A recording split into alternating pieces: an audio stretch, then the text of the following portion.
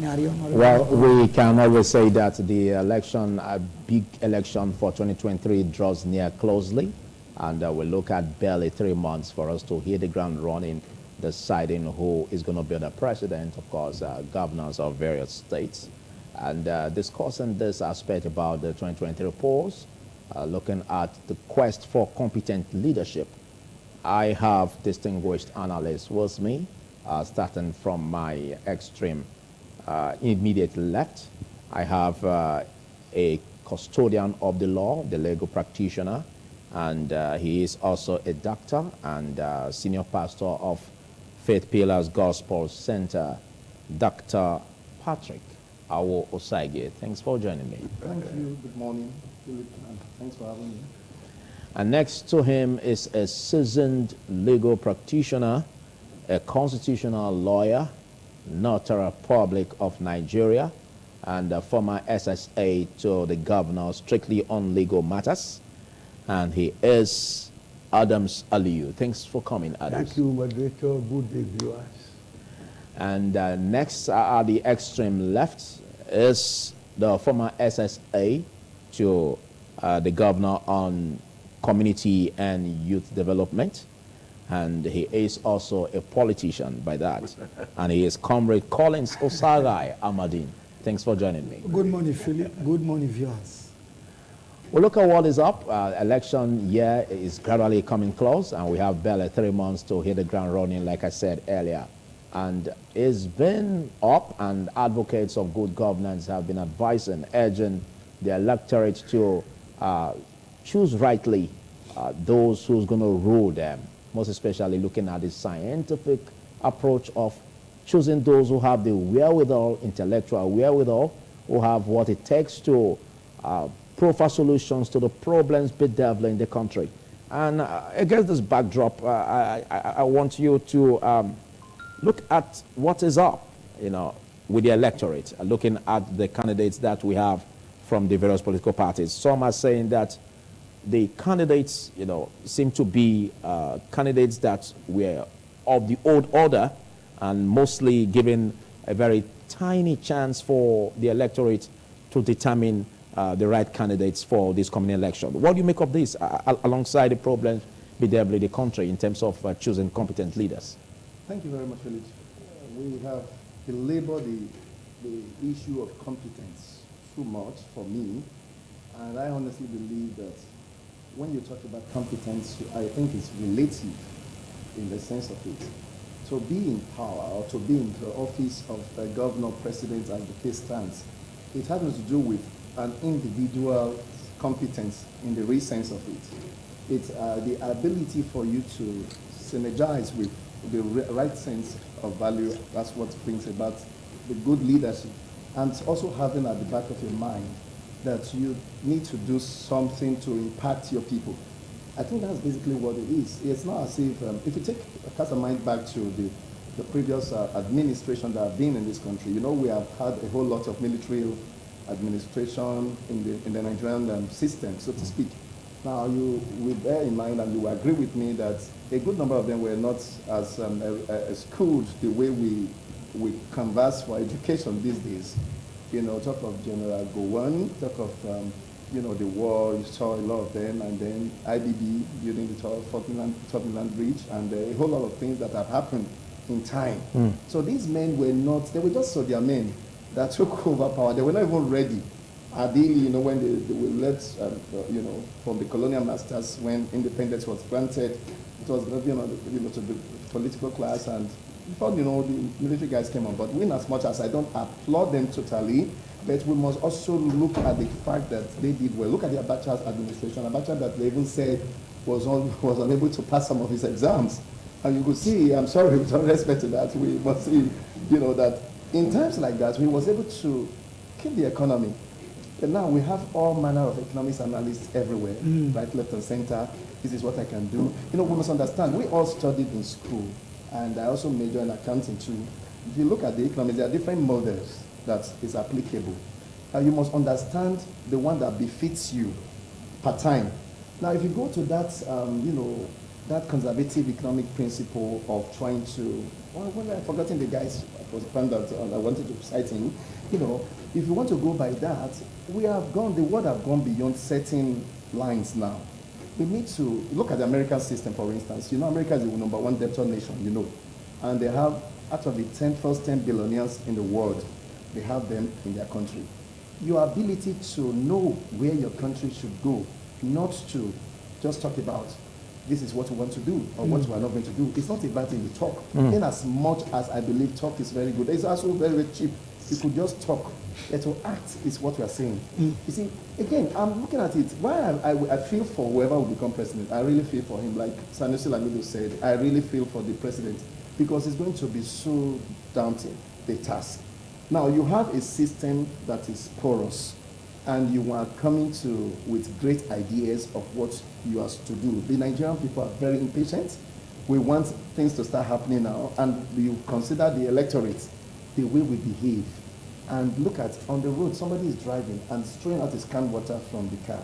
And it's okay, and that's a lecturer. And somebody, again, lawyer is rushing to the office or to court, as the case maybe is going, and he's beating traffic lights. And he's telling you, and then the policeman is trying to get him. He said, don't you know I'm a lawyer? You know, things like that. How do we get back to the same system? We are in a congested environment now. As, for instance, I'm using this state, for instance. We don't have flyover bridges, and nobody is thinking along that line. And we are now using government power to get at people. Government power should not be. And you know, we celebrate Western world, we say these guys are doing well. Why? Because they are not given the power, because the system is regulated. There was a man that emerged as president of the United States, Donald Trump, and we saw how he wanted to be like a Nigerian president, and it couldn't work for him, because the system will not allow you. So we need to look at the system. The system is basically what I'm looking at. Yes, but if you ask me, what do we do?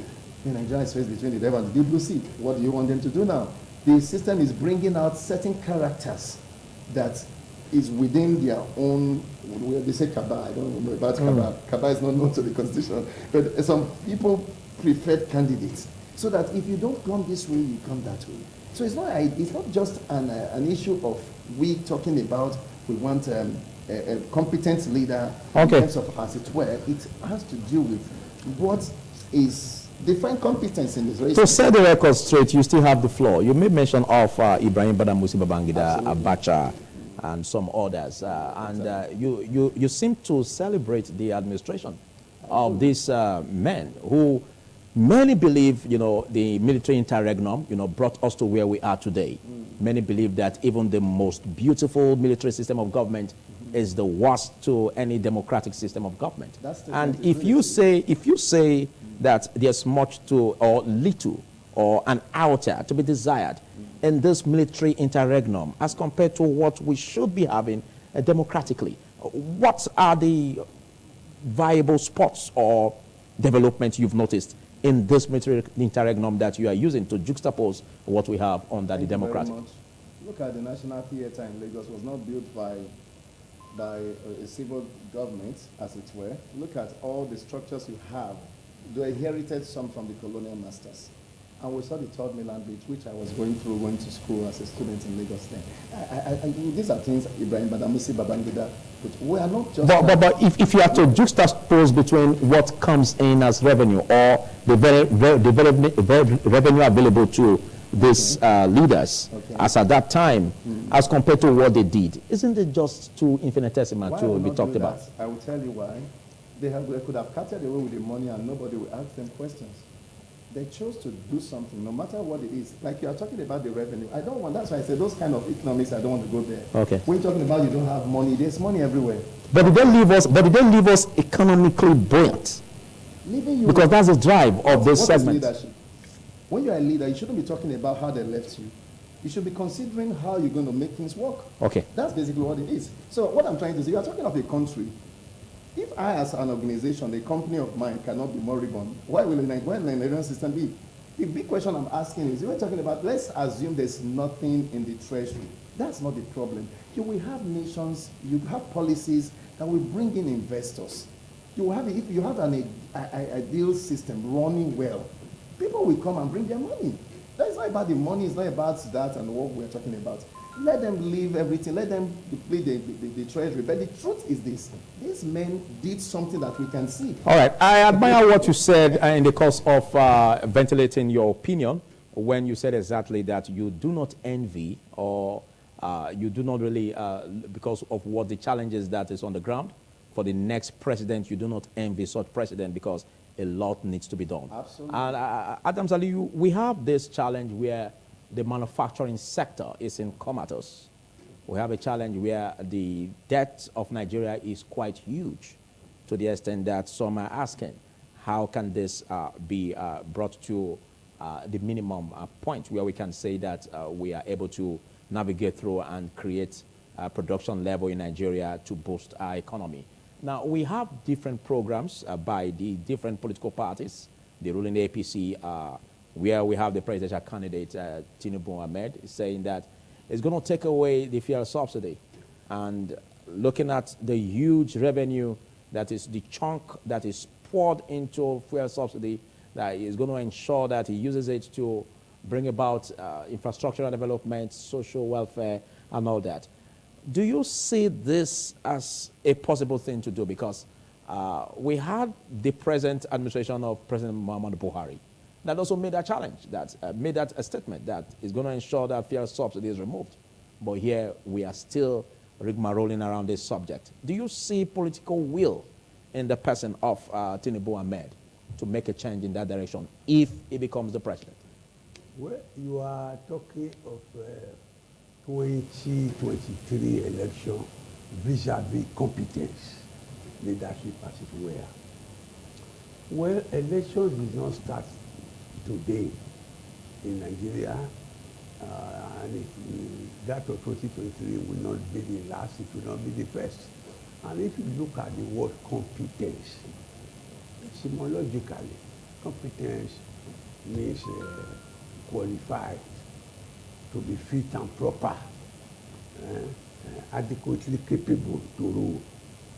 That word competence has never been applicable in Nigerian political history. Wow. It does not apply. There are other parameters that are used in Nigeria besides political leadership. If you like simplicity, I will tell you, it is tribalism, ethnicity, and religion that determine leadership in Nigeria. So you are saying that by our standard we are below the line? Yes, now the word competence does not apply here. I'm giving you the etymological meaning of competence, ability, qualification, etc. As far back as 1959, when we were preparing for independence in 1960, there was December 12 federal election, 1959. The most competent candidate did not win the election, to the extent that his song had to be put. December 12, 1959, federal election was held in Nigeria. In North and South, people tried to win, but most struggles ended in Bakudaya. When I now ask, what is the meaning of Bakudaya? They say, not even one. That's the meaning of Bakudaya. They lost their deposits. Okay, that be why we are where we are, because we have no ability to bring out competent leadership, you know, to bring about a buoyant economy. And 2023 will not be different. Tafawa Balewa became prime minister. He ruled for 6 years. There was now a coup in 1966 January. Before that, along the line, Sifawolowo was premier Western Region, Zik premier Eastern Region, Sadana and Sokoto premier Northern Region. During the 50s and up to early 60s, Sifawolowo visited England. He saw Wembley Stadium, where people were playing football, doing games at night, floodlights. He now came and built Liberty Stadium. Okay, to replicate it in the country. In West. He saw television abroad. He brought television to Western Nigeria. And that's how it should be. That's the first in Africa. He now built university in Ife. He made education free in 1955. I was a beneficiary because Edo, Delta, Midway, Bende were part of Western Region. So by 1979, he decided to gravitate and become president of this country. Zik contested that election too. Lo and behold, 1979 election, Shagari beat Awolowo in the election. Shagari had no antecedents, and yet he won the election. Repeat performance in 1983, Shagari still defeated Awolowo. 1987, Awolowo died. Military regime here and there again. Then In 1993, Abiola won the election. And was still denied. Election, he was a Muslim. His only mate, Kigibe, was a Muslim. The antagonist, the opponent, Tofa, was a Muslim. I said, because of religion, he won, so to say, de jure. But de facto, because of tribalism, he was not sworn in. Come again to 1999. Olusegun Obasanjo was brought from prison because of his alliance, having been the head of state who handed over power to Shagari. He fell back to the north. He did not win one vote in his ward or local government or election, but he knew who were backing him because of Shagari. They got him. Olufalaye was secretary to government, head of service, permanent secretary. Yoruba backed him. If you like, he was content, he did not win the election. The answer was blowing in the wind. Look at 2015 here. Jonathan was a university lecturer, academic, doctor, etc. He contested the election in 2015 with Buhari. He lost. People were saying, say Baba, say Baba, say. What's the meaning of this say? They say it is not S-A-Y, it is S-A-I. And that say in Hausa means only. So they will say, wow. Only Baba. Who is your candidate? They say Baba. And this is where we are now. Oshibanjo is a professor of law. Let him use academic gun to contest the election and see whether he will win. So competence does not matter here. Wow. It is tribalism, ethnicity, and religion that wins the election. So has it been. So will it be. Oh, so be it. Is that not? That shouldn't be a prophetic statement. Thank you for taking us through the school of thought from 1959, and it's quite awesome. Thank you for your dexterity and your simplicity in bringing out this to the understanding of the viewers and to us in the studio. But let's critique what you just said earlier. Does it mean that among the political parties, that have churned out candidates, you seem not to see any hope? Basically, that's what you mean. That there's no hope. There's no hope. There's no hope for Nigeria in getting it right. There's no hope for a competent person to win. The answer is blowing in the wind. Okay, so competent people don't win election in Nigeria. So basically, there's no hope for a turnaround in terms of bringing a buoyant economy. There are other parameters: tribalism, religion. Okay, let's take a bite. Comrade Collins Amadi, do you see hope come 2023? Yeah, sure. Indeed, I see hope. I see light coming after a lot of darkness. For me, the reason be that I have over the time said Nigerian political arrangement, and for Nigerian to also work, is going to be in form of a draft. Sometimes when you are playing a draft with an expert, and sometimes with that mind that, oh, this man, he does not know how to play it, or he can play it very well, and you find out that when he gets scattered, we don't know where we'll start from. Somehow, they'll just draft one again, everything will just fall in place, and they start winning the game. That is how Nigeria is going to be. From 2023, I am very sure that something. So you are saying that Nigeria will bounce back by fluke? Yes. That's what you're saying? Something by fluke?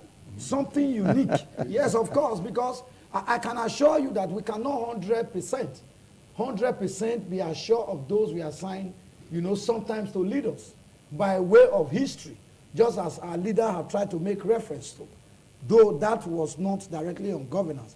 By way of governance, we have had people who have said they have built a lot of economy outside Nigeria, within Nigeria. They have built their individual empires.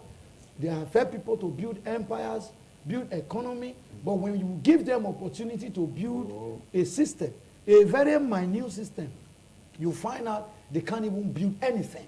So by so doing, those economics you have read, those different things you have preferred that end up being nothing. And by virtue of that, there are very individuals in Nigeria today that have been given opportunity to administer, that have completely shown incapacity when they finally had the opportunity. It made me lost confidence completely on those who parade certificates, on those who parade intellect, or those who parade to have been this, to have been that. I just want to see a system where sometimes those many even believe cannot deliver, we end up delivering. Because I think that is the stage we are in. You know, sometimes when you live in an environment, they tell you this person is a thief. When you leave the house, be sure that he will come to the house and carry that thing behind your house. And the best thing you can do, if it is something that you cannot carry along with yourself, you just take it to the person. Please, we give you this to handle. And the person will not have a choice because openly you have said, we place this in you on trust and it will help you to keep it. Nigerians have individuals, ordinarily, that can deliver, just as our leader has said. But there have not been that direct opportunity or privilege to really giving them the opportunity to administer. Because why? There are some too that have now also been tried on the basis of what they have claimed to be. And at the end, nothing has come out. And that is why sometimes I get very angry when people believe that you must be very young to have capacity. You must be very young to be able to deliver. We have had very young people as governors of many states. And at the end, what was the result? We have had young people as speaker, deputy speaker, even Senate president. We have had people who were young before. They spent years in the Senate. But we have not seen their contribution. We have not seen bills that have turned things around. Okay, but have you seen contributions of the old? That is why I'm not telling you that it's all about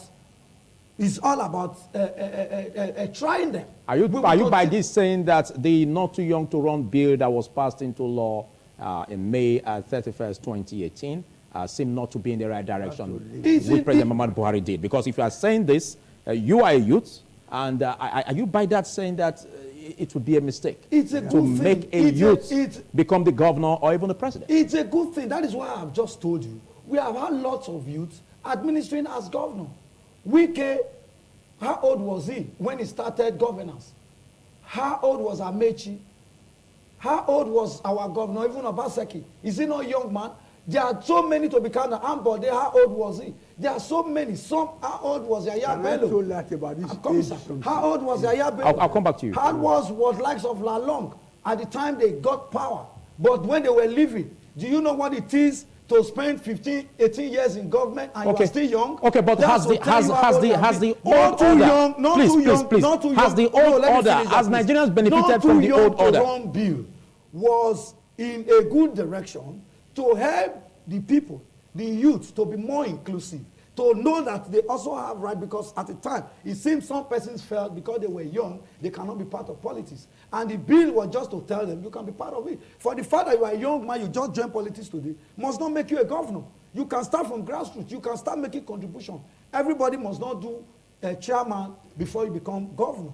Everybody must not also just jump to become governor because you are young and you feel you can run around the stadium. You must gather enough experience. And let me tell you, for the position of the presidency, for example, or for those who want to lead us, if not by, we don't need to mince words. Ordinarily, even if you have not directly be in charge of administration, you should have been part of those propelling administration behind. You can't just come from blues without political experience. You just want to become president of a country. It's not done anywhere. We have seen countries where they brought comedians and some funny people to become head of their states. And at the end, I think you've heard a dictum which says that the wisdom of Solomon has nothing to do with the age of Methuselah. Of course. That's exactly what I'm saying. And are you by that saying, because the not too young to run law, states that even for the office of the president at the age of 40, a president or someone who has the wherewithal, intellectual-wise and otherwise, when voted into power, can become the president at the age of 40. So are you saying that Nigerians have benefited from the old order? Because we seem to be having old leaders being churned back, into the political stream. That is why... Can you pinpoint where you believe Nigerians have benefited from all of this recycling of leaders? Now, when you say the old order, are we saying the old order like a way of governing before or by age? Because the problem we're now having, people are classifying old order to be age. There are people who started politics at the age of 60. And there are persons who have started their politics at the age of as early as 16. I started playing politics at the age of 16, for example. So if I'm 60 years, you call me old order, you are not wrong. If at the age of 61, you call me older, you are not wrong. Because I joined the game early enough. If somebody who now comes to join politics at the age of 60 and he has just done 1 year in politics, will you call the person old order? So we've seen the emergence of leaders. Don't derail the thought of this discussion. We've seen emergence of leaders, you know, from the past that ruled in the past, that governed in the past, still coming again repeatedly. Good. Now, what benefit have this gotten for Nigerians? That's the question I ask. That is the point. Now, in this old order we are talking about, very young people were the persons who drove this old order from their early age, from 20s, from their 30s. They've been part of the old order bringing it, and some of them are still there. And though the old order, let me tell you, sometimes we say Nigeria don't have institutions, which I have over the time emphasized. We don't have institutions because, one, even when some try to build institutions, like my leader has said, our people sometimes are always in a hurry. They don't even give you opportunity to consolidate because of the anxiety and the hastiness. Sometimes they just leave, they abandon that project already designed, either by way of policies or by way of direct implementation. Then they run to another one where they can urgently deliver. Okay. So these are the problems we have. It's not about old people, but it's about old way of doing things. Okay, I know. Doing things, some have been of advantage. Thank you. I'll come back to you. I'll come back to you. I know, Adam Zaliu, you have a lot to say in that regard in reacting to what he said. But before the pendulum swings to you, let's get your thought about setting it right, because we have the various political parties and their candidates, presidential candidates, coming up with their manifestos, with their programs. And as much as we have that of the APC, the PDP, the Labour Party, and other parties, they all seem to be tied to building or revamping the economy. But what should the electorate focus on who will be the next president, vis-a-vis these manifestos and programs of the parties? Thank you very much. You know, it's unfortunate that we, like I said, whoever emerges as president have a lot to do, and it's going to be difficult, a very difficult, economic tax indeed. But if we must take a look at the candidates before Nigerians, what Nigerians should look at, who are these men? Where have they come from? What have been their antecedents? Okay. You don't just jump out from somewhere and say, look, what's their life like? What have they done in the past? What have they done in the past? If they were opportune to rule or lead? I know the leading ones. I think if not all, except for Alhaji Atiku, that was vice president. Although he won governmental elections and then he became vice president to Olusegun Obasanjo. And looking at Peter Obi, for instance, now we know them already. You look at how he ruled. He was governor at the time, and all he did. I think the only complaint about him is that some said, "Oh, he was keeping money," you know, and he also defended himself. Look at what I did. To date, nobody has accused him of diverting funds. I think that's a good quality for a leader that will emerge, because what we have had over time is misadministration, or rather diversion of funds and embezzlement and fraudulent white elephant projects. You know, the man was able to say, this is what I intend to do. This is what I wanted to do. And I was able to save XYZ and this and that. And today, nobody has repeated it other than they said, hey, the state is led. No, come on, governance is continuous. He has been able to prove a point. And the FCC have given a clean deal. Okay, but it's not about the candidates, but it's about what factor or what element should the electorate be looking at. That's what I'm coming. Let me learn. Without necessarily talking about or promoting a candidate. I'm not promoting him. I don't promote any candidates. I will never do that. My thought is that, like I've said, the system is in comatose. The system that will not even allow any of them to do too well.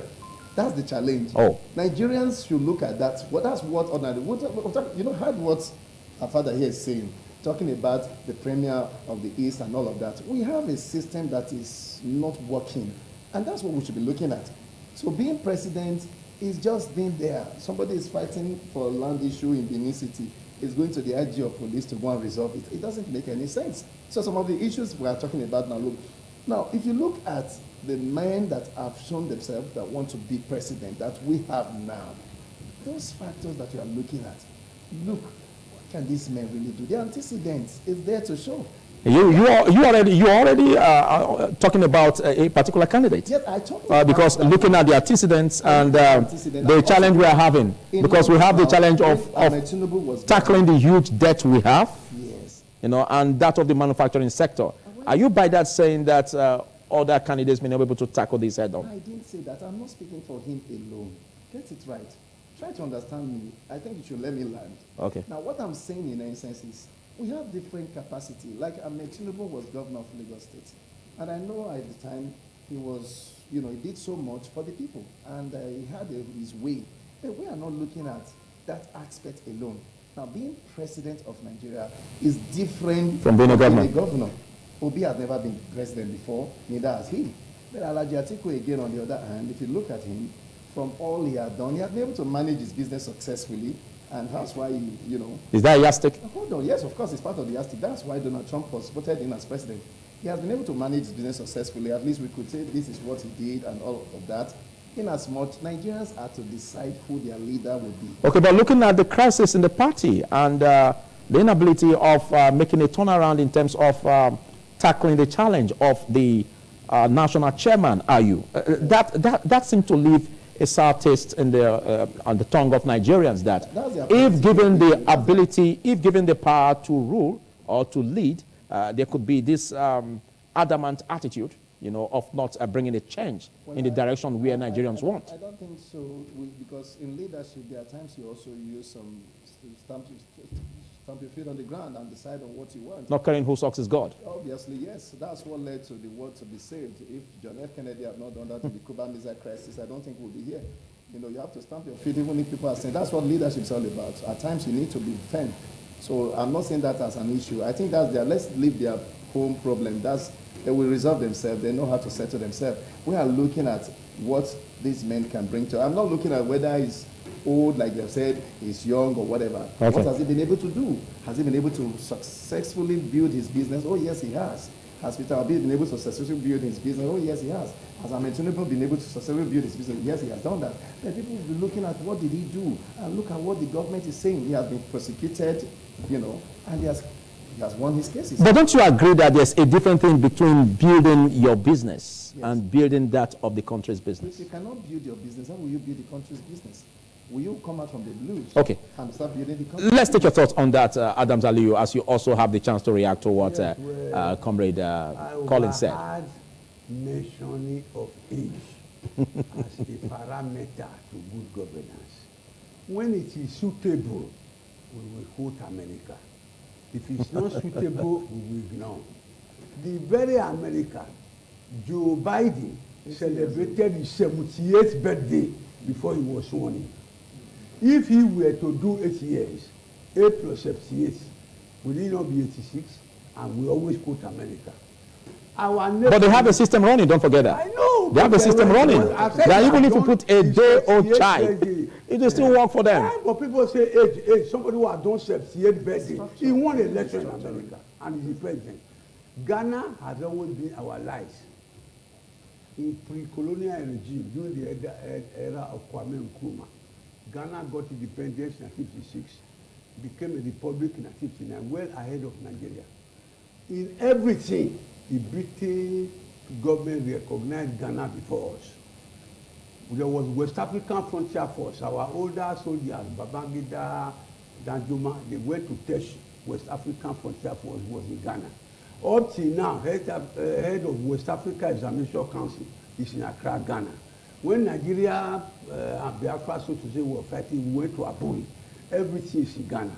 The man who won the election they had done his 70th birthday. So when people continue to talk of you, 30 youth corps to come and rule. Ghana, that is leading African country, something wrong. Liberia the same, America the same. Why our own about it? It is true that Macron in France won presidential election at 39. So it is circumstantial in an anomalous situation. You should not be dogmatic or fixated. That is one. As for the eternal rambles, we have been told that a house divided against himself cannot stand. Here is a political party. Even here in these states, 2 or 3 people, candidates are canvassing and campaigning for one political party for 3 positions. But we are saying that it's an eternal affair. Before the election day, they will agree. They tried it in Oyo State in Ibadan. The governor was annoyed. He told his people, vote for Mr. A for this position. When it comes to this position, vote for Party B. Do you know that in Oyo State, the people were illiterate? Yes. All of them voted one way for the same person. They won't look for stick in the first candidate. They look for chair in the other one. So it is good for people to harness their resources and put their house in order. A house divided itself cannot stand. Age is not dogmatic. It depends on what the person can offer. America chose the light. 78-year-old person won election. Okay, I think you are the custodian of the law. You are a constitutional lawyer. Let's look at issues that may be coming up in the court as litigations have it, that even the PDP is trying to really take the presidential candidate of the All Progressives Congress to court over the U.S. Document of the $460,000 for future judgment. Now, how do you see this? Well, indicting that of the presidential candidate of APC? We are used to it. 203, whenever Tinubu wants to contest election, they will fly back the Americans. INEC, that is the umpire, has said that they don't see anything wrong with his candidature. That any time if he was wrong, he should have been taken to court and tried and convicted. We have done so. We expect it to happen. It has happened when he wanted to be senator. It has happened when he wanted to be governor. He's now contesting election. Then we are told that documents certified through copy here and there. Facts are secret. Only comments are free. Okay, let's take your reactions over that concerning the 460,000 judgment and all that. How do you see that? Because you are a member of the All Progressives Congress. How do you react to this development and the PDP brainstorming on taking your party to court in this candidate to court in this regard? A normal activity sometimes that do happen, but quite unfortunate, because when the party is supposed to be very organized, to think of how to put in their house in order at a critical time like this, and they are busy doing busybody. But it's okay, it's also allowed, because if you choose to be playing while others are working, no wahala. But when it is time to eat, they are now eating what they have sown. You don't start crying. But don't you think there are too many allegations pointing to the direction of questioning the integrity of the presidential candidate of the APC? I am coming. Allegations being propagated using either social media or some media houses who end up writing apology letter, begging and saying we didn't know, that is not true, to the extent that even the U.S. envoy had to even come and officially see the candidate and say they were not part of this. They don't know what they are spreading. They never came from them. The U.S. team came, headed by the U.S. ambassador, you know, to Nigeria. They visited Asiwaju Bola Ahmed Tinubu, and do you know sometimes even our foreign partners, they know people who are ready to work. And let me tell you, do you know, since we even started all of this, different envoys from different countries, every week, in short, they are on queue, going to go and start negotiating future. Just all while others are just playing. Israel came, just name them how many countries. In short, the man is giving a date ahead because they know he knows what he's doing, and he was set to go for the business. And if he doesn't have all these distractions, then how is he a leading contender? Okay. Or how is he a leading candidate? You know, you can see they are coming together, pulling themselves. They already have that fear and worry. Asiwaju is far ahead. Do you know why he's far ahead? Because I like people who don't just jump because people jump. This is the first time he's contesting. And he has never contested any election and lost. Unlike others who change parties every week. He has never changed party. He only had an alignment, metaphors, and moved Nigeria out of the one. Okay, I'll come back to you. I'll come back to you. Let's critique what the presidential candidate of APC said concerning fuel subsidy. We've had it where previous administration, even the present administration of President Muhammadu Buhari, made it clear that it's going to ensure that fuel subsidy is removed. But here we are. And I wouldn't ask you how much you used in getting a liter of fuel recently, because we don't have uniform price on that. Now, this challenge is biting hard on Nigerians. And we see the presidential candidate of the APC saying that he's going to do this. And some are scared that there may be no will to carry out that out, and there may be no will to revamp the refineries of the country. What do you think the next president should be thinking in this direction? Well, in the first instance, Bola Tinubu will not do that. That's just a talk. Winston Churchill has said to us... It's a political statement, you said? It is a political statement, and I make that very clear without mighty words. Winston Churchill once said that politicians are stunned when you ask them to account for what they said. Say, what are you talking about? What's one of those statements? Now, when we talk about the subsidy issue, what is subsidy? Can't we build our refineries that we are leaving it for a Dangote we had before? Why did we not operate it to full capacity? The same set of people talking about subsidy, no subsidy. What are we subsidizing? So the big question is, what are we doing? Just like I always talk to those young men that work for me once in a while, and they will go to rent shovel and digger to work, and at the end, ladder. You know you're an electrician of sorts. You should have all these things. Over time, you have been working. You keep renting and renting.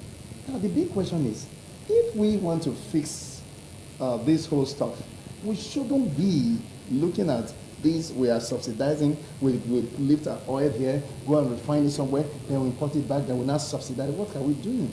This is a country, for goodness sake. And then if we've done that for over time, we should have, well, I know why it's been done, because these persons that are even in the mainstream of politics, even in the offices, wherever we find them, they are the same people that benefit from the said subsidy. Yeah. So how will that be? How will they now remove it? Even if Tinubu say, let me remove it, how will they remove it? The same people promoting him, they are the same. Politics is not all about what I want to do. It's about how things are done. Because at times they may have to come tell you, this is what you should do. Okay. So what I'm saying in essence, if you have heard him say that, Nigerians should not think that is what's going to happen. It's not going to happen. It has never happened like that. Wow. It has never, and it will not happen. Okay, let's take your reaction on that, and again on what the presidential candidate of the PDP said concerning providing 3 million jobs and also funding the MSMEs, alongside what Tinubu said in the direction of fuel subsidy removal. Whatever says during campaign, it's a campaign mantra. Seriously? To get the votes. By the time he has gotten the votes, he cannot be held accountable. In fact, he will be inaccessible. Wow. He will be incommunicado. You cannot get to him to tell him to fulfill his promise. So I am not carried away by campaigns. Let for me, all the 200 million Nigerians, they already know whom they want to vote for. It is not, I'm sorry for people, they go to campaign ground, they are attacked. I think there was one campaign rally somewhere in the boy. Unknown men, that's what they are called, unknown gunmen, attack people, some are killed and all that. Well, what are you going to hear? You have your ballot paper, PVC, to use for your ballot paper. You know who to vote for. When you agglomerate, continue to dance and sing, vilify your opponents, some will throw eggs, some will throw catapults. Wahala comes up. So whatever the PDP candidate promised, no bachelor in Nigeria again, everybody will marry, education will be free, there will be no tenant, everybody will now be called landlord. But no, it's in utopia, it's not possible. So we don't believe it is realistic. It's part of the razzmatazz and fanfare. Just as you don't also believe about the fuel subsidy removal by the APC presidential candidate. That's what they will say. All that government promised to remove fuel subsidy. Petrol is going up and up.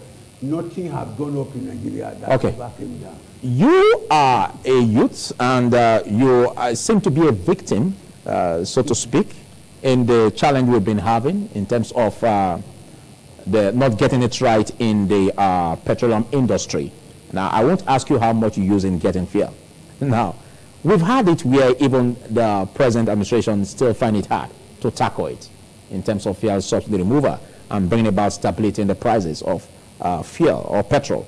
Now, what do you make of the statements credited to Patrick Awosagi and Adams Aliyu over your candidates not being able to pull this? They said it's a political statement. Do you see a different direction in that? Yes. For me, we have always seen statements being made over the time during campaigns. You cannot use most times what our leaders have said to hold them switch. Because why? You can't even assess many of them when they finally win. But however, in all of that, that is why I have said, a time will come that we will see some persons who by virtue of their minute positions they have held before, they have said things and they did it. Based on that, we trust them that they can do it. You know why? Asiwaju, if he says he will remove it, uncle, be sure if you are into it, just know that he will remove it. That your business, look for an alternative. Was that not what you also believed when the change mantra came in 2015? Now, let me tell you. And a lot of Nigerians are not happy the way things are let me tell at you, present. Let me tell you. Don't you think it's going to be the same old song? Let me tell you why I'm a little bit different in that very session. Even if Asiwaju says 600 other things. But there are some strategic one when he says, I can hold it and take it to the bank. Now let me tell you. Is fair subsidy removal part of it? Let me tell you. Or do you think it's also a way of making, of bamboozling Nigerians? Uncle, let me tell you 3 things that came up that made me trust him. One, when he said that education must be free in Lagos as a governor, when he was a governor, he stood from the very first day he said it in a public rally. A week after, he propagated it. The House of Assembly made law on it in Lagos, and it became so. Till tomorrow, that is how it is in Lagos. Have you not heard when Biden Patrick Awosage said, being the governor of a state is different from being the president? I am coming looking at the federal, the humongous challenges that we are faced with. Don't you think that could distract the presidential candidate? He who can act well with little can act well with big. Now, let me also tell you. Secondly, when he said he was going to expand and create more local government in Lagos, even when the then president of Nigeria, Olusegun Obasanjo, vehemently refused, using all means to stop him, also by withholding even the statutory local governments in Lagos their own revenue in order for them not to extend it to the new ones they were creating. He met it, and he added extra 30 to it. 3, when he also created the policy in Lagos, the Lagos policy of eternally generated revenue, that whatever comes from a certain region, and that region, if you are high in making the government have more funds, your constituents will be more developed, and only a certain percentage will be taken out. Some have said, and it has all been on. Some have said a lot concerning that, and some will say, at that point he had dexterity, but at this point many years have passed, and age is telling on him, and he may not be able to perform in that direction.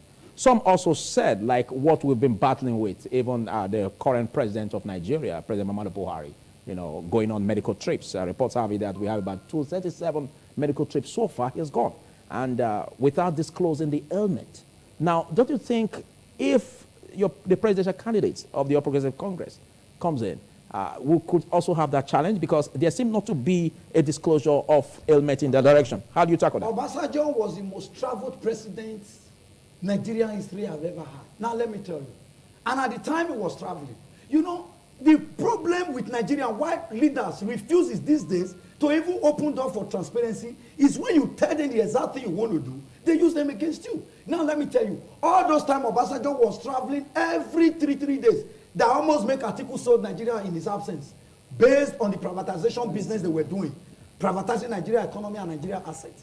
Now what was he doing? Now, what was those bilateral and not bilateral? We knew that there was a debt relief. It's not about Obasanjo, please. It's not about Obasanjo. Let's not derail. Let's not derail this. Let's not derail this. You allow me, whenever you ask me questions, you don't allow me to even answer. You talk more than you even allow me to talk. Now, what I'm trying to tell you now, because he's traveling, and if he tells you, it's all about the candidates that have been turned down. Many a time, you will agree with me. Don't focus on personalities beyond this, please. In all of his foreign trips. Outside the major one that took him for a while, like 3 months, he was just head in one place. We really didn't see him. You will agree with me that even our president, why is he on most of his foreign trips? We have been seeing him having the German question, please. The German question that Nigerians are asking: is it not right for any presidential candidate to disclose his or her ailment to Nigerians? Other presidential candidates, have they all pasted their heads? Okay. I'll come back to you. I'll come back to you as your closing remarks, but let's get to see in this direction concerning what is rife in the news stream about Nigerians agitating that they need to know the ailment of presidential candidates in this direction so that we don't suffer the loss that some think they are suffering at present. What do you think in governance? See, to a great extent, my opinion may be very funny. To a great extent, his health per se is not what we are looking at. He may be managing his health. Who saved the world in Franklin Roosevelt? He was on the wheelchair. Sure. So what are we talking about? That is sick. Is he not a human being? He could be sick. I remember when Chief Awayini was sick, he told the world that I'm sick. Why is Yaradua not telling us that he's sick? If he's sick, tell us you are sick. I think it's an evil culture for us to start trying to kill the sick one, praying and wishing him dead. If a man is sick, we should all wish him well. No, the question is, don't Nigerians have the right to know the ailment of their president or the presidential candidates? To know. Yes, he's sick. Is it out of place? They shouldn't know everything. They should have some privacy. They should give him some space. Yes, he's about the one that occupies the #1 position of the country. With all respect, I'm not saying he shouldn't say he's sick. But again, the reason people are probing further, the majority of those that are probing, they are politically motivated to a very great extent. But what I'm trying to establish here is this, that he's sick to a great extent. If he can process, he's not mentally ill. If it's not a mental illness, at least the other day we saw him talking. Why can't he do what he wants to do? That's not the issue. If he is sick, he can get well. And he can go for his medication. Okay, what's your advice to the electorate in this direction? My advice to the electorate is that they shouldn't be looking at whether he's sick or not sick. Yes, if the sickness is that daunting, he will not be standing there to talk to you. I'm telling you, hopelessly. Yes. When the Yaradua was very sick, they took him out of Nigeria. So what you're saying is that the health status of the candidates should not be a determining factor, as long as it does not affect the mental capacity. It doesn't affect his mental capacity and is able to come out. We have had my President Buhari going back and forth medical activity, and now today is fine. So what's that? It could be well. Okay, what do you have in that direction as we expect your closing remarks? Health and death. It makes me laugh.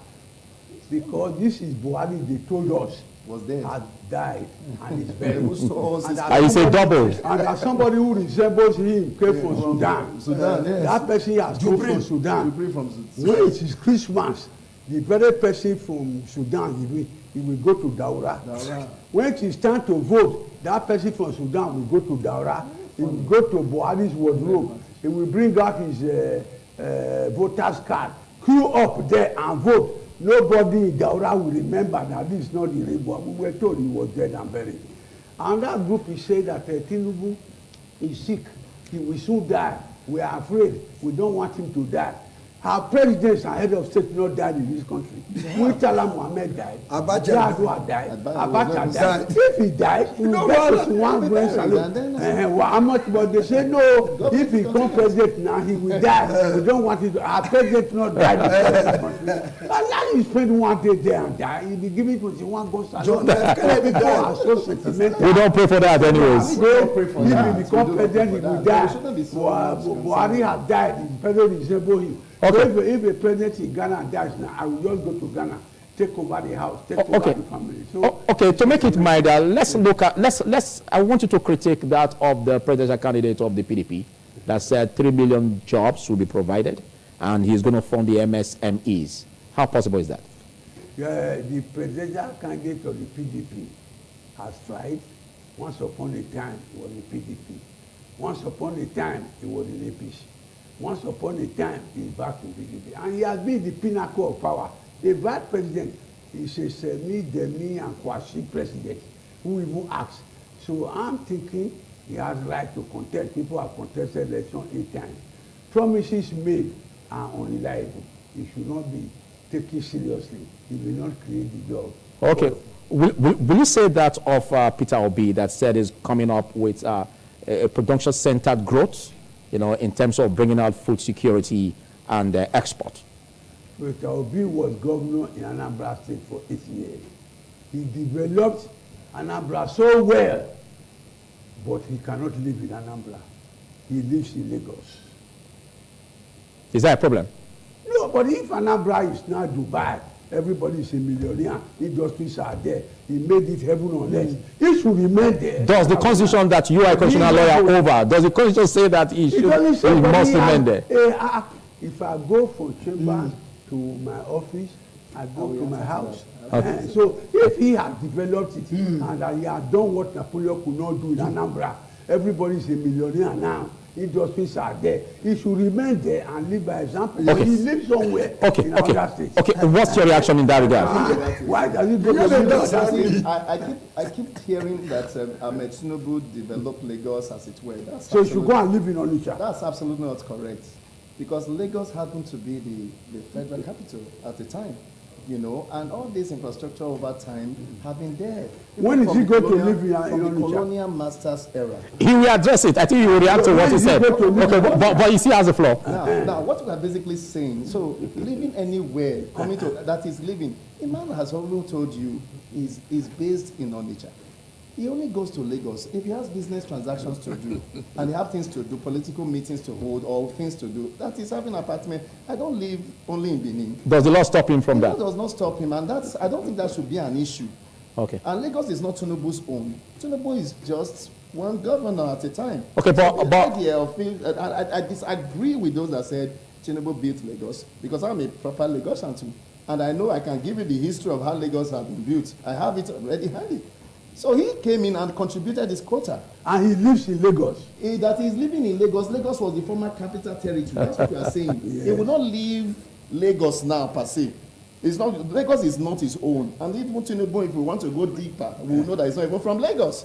Okay. We will tell you that. So Tinubu should go to his hometown. So who's from Lagos? He should go to Osun State. From Lagos. Okay. Respect. I'm trying to say, if we are saying Tinubu is not from Lagos, he should go to Osun State and stay there. That with Nigeria is one country, we can decide to live anywhere. So that Peter Obi comes to Lagos to do business and do whatever he has to do in Lagos, nobody is his right. Okay, what's your say about? I'll be closing this with you, Collins Amadi. What's your say about the aspect that the presidential candidate of the Labour Party said is going to ensure food security and production-centered growth? Some have said that this could be another political statement. In as much as I subscribe to, I always say that political statement, Obi to a great extent, has been a man that kept to his words, to a very great extent. Look at him and check his track record. There are times, there are things he has said that he has kept. So to a great extent, hold on, don't interject, I'm still speaking.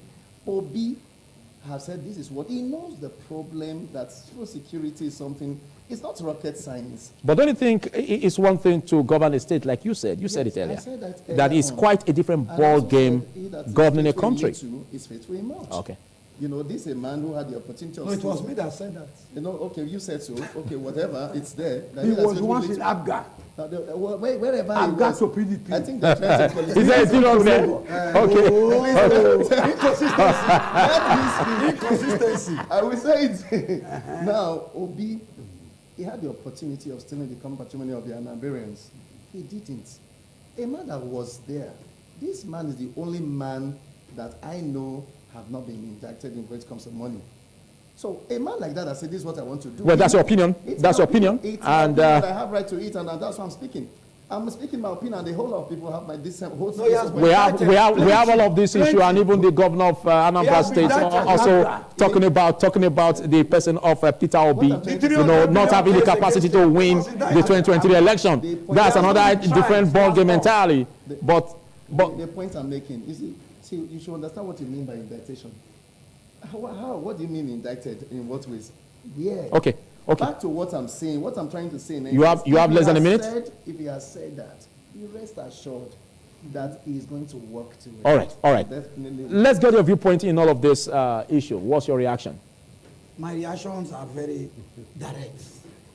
We are very close to voting. Let us not go with the mindset of creating violence or emotions. Do your part and leave the rest for God. Yes. Power comes from God, and power belongs to God. And to those who are blaspheming, mocking people. What? Yes, some are blaspheming. Why have I said blaspheming? What I don't have right over, and only God have right over. If I begin to mock the person, I'm mocking God, who is the creator, who has right over that head. If I begin to say this one that is childless, this one that is childless, when I know the person does not have rights to give himself a child, it is only God who sits above all that can say, let me bless you with it. Okay. Then I am directly. And unfortunately, quote and unquote, some very people who say they are men of God will even go to altar and be saying some people are wearing pampers, even when they have not opened their trouser. Okay, thank you. So I am also begging so that they will not create too much easy way to hellfire. Because as Christians, thank you so much. Thank you, Collins Amadi. Thank you so much, Collins Amadi. Talk life into our thank people. You. Thank you, Collins. Build a unified Nigeria. Thank you, Collins Amadi, for taking our time to be part of this. And God will bless all of us. And big thanks to you, Adams Aliyu, for taking our time to be part of this. I don't like inconsistency. Okay. When people are campaigning now, we were talking of Labour Party for their candidate. He will now say that Abga is a bad party. Okay, you ventilated your point enough. Abga made me governor. All right. All right. PDP, when you were running next to Atiku, it's not a bad party. Big thanks, Adams Aliyu, for taking our time to be part of this. And of course, big thanks, Patrick Awo-Sagi, for taking our time. There's so much you can take on this. We have the political parties, presidential candidates being churned out, and the electorate is key to ensure that they vote wisely.